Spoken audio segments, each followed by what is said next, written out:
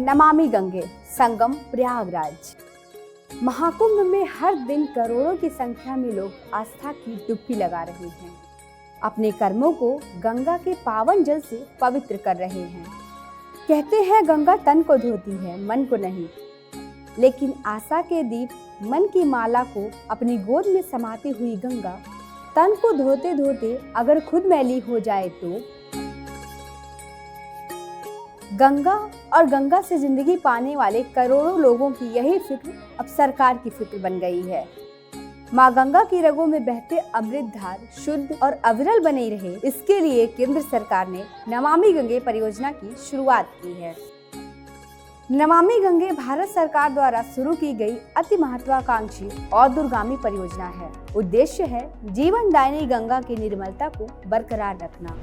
नमामि गंगे का उद्देश्य सिर्फ गंगा स्वच्छता अभियान से जुड़ा हुआ था और प्रेजेंट टाइम में भारत सरकार द्वारा भारत के तमाम नदियों पे इस पे कार्य होगा, जिस पे कई कार्य हर जगह हर स्टेट में चल रहा है, जिसकी जहाँ जैसी ज़रूरतें वहाँ पर भारत सरकार और प्रदेश सरकार के द्वारा ये सब मिलजुल के कार्य कर रहे हैं। महाकुंभ मेले में लगे नमामि गंगे कैंप में प्रवेश करते ही आपको शिव जी की विशाल प्रतिमा मिलेगी, जिनकी जटाओं से बहती गंगा की अविरल धारा दिखाई देगी।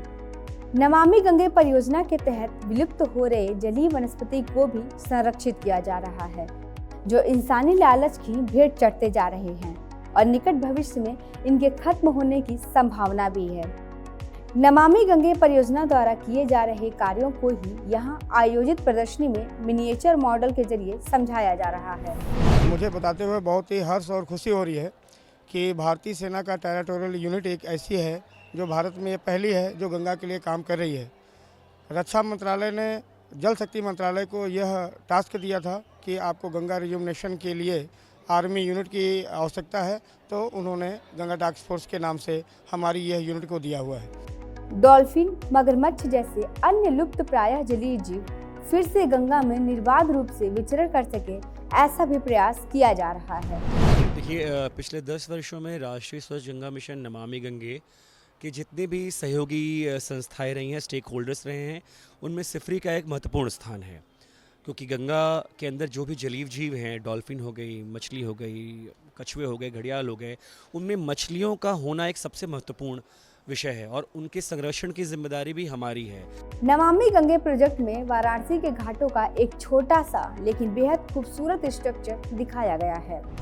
ये हमने नमामि गंगे पैवेलियन का सबसे आकर्षण का केंद्र वाला स्पॉट है, जहाँ जो भी लोग आते हैं सबसे ज़्यादा सेल्फी लेते हैं। हम पीछे देख सकते हैं वाराणसी के जो घाट हैं उसका एक मिनिएचर बनाया गया है और किस तरीके से भगवान शिव के स्थान पे हमने भगवान गणेश को रखा है और उनके जितने भी छोटे छोटे पार्टिकल्स में आप मूस को देख सकते हैं। प्रत्येक स्थान पे चूहों को दर्शाया है एज अ शिव भक्त। जब काशी में होते हैं वैसे गणेश भगवान के जो भक्त चूहे होते हैं, उनकी एक छोटी छोटी प्रतिमाओं को हमने इस मिनिएचर में दिखाया है। इस प्रोजेक्ट में एक मिनी लाइब्रेरी और पैम्पलेट स्टॉल भी बने हुए हैं, जिसमें कैप, बुक्स और हैंडबैग मौजूद हैं। और पिछले कई वर्षों से हमने हमारे बच्चे, जो भारत के युवा देश का एक देश कहलाता है, उसमें हमने इस महाकुंभ में ये छोटा सा स्थान बच्चों के लिए इलाहाबाद विश्वविद्यालय, प्रयागराज विश्वविद्यालय बहुत देश भर के बहुत बड़े एरियाज़ में बहुत फेमस है, तो यहाँ गंगा और भारतीय इतिहास से संबंधित पुस्तकें रखी हैं जो बच्चों को और जो रीडर्स हैं उनको बहुत आकर्षित कर रही हैं और यहाँ वो घंटों बैठ के पढ़ते भी हैं। अगर आप भी महाकुंभ मेले में प्रयागराज आ रहे हैं तो यह प्रदर्शनी देखने अवश्य जाएं। यह मनमोहक भी है और ज्ञानवर्धक भी।